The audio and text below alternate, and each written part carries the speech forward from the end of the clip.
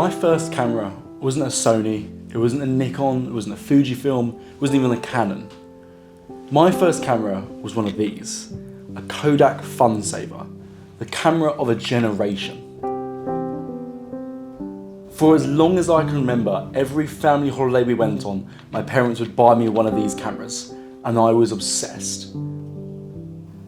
Running around documenting the holiday through my little eyes, I absolutely loved it.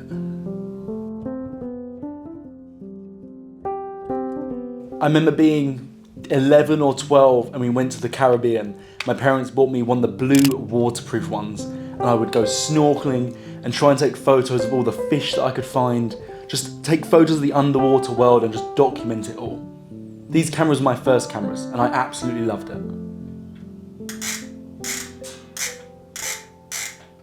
When I was 16, I decided I wanted to study photography at college, but the college I wanted to go to would only accept you for photography if you had an art GCSE. I didn't have an art GCSE, I was never interested in that.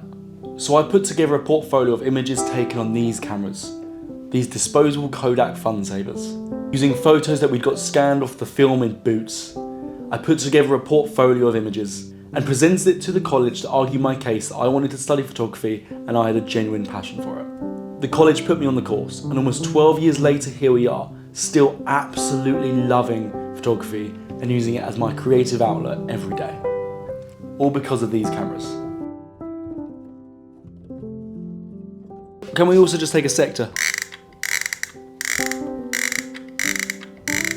That noise is nostalgia. That noise is my childhood.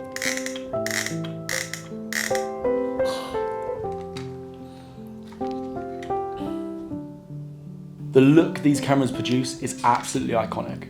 It's instantly recognisable. And today we're going to create this look on digital cameras. Not with some fancy editing, not with buying any expensive lenses. We're going to use this lens on my Sony.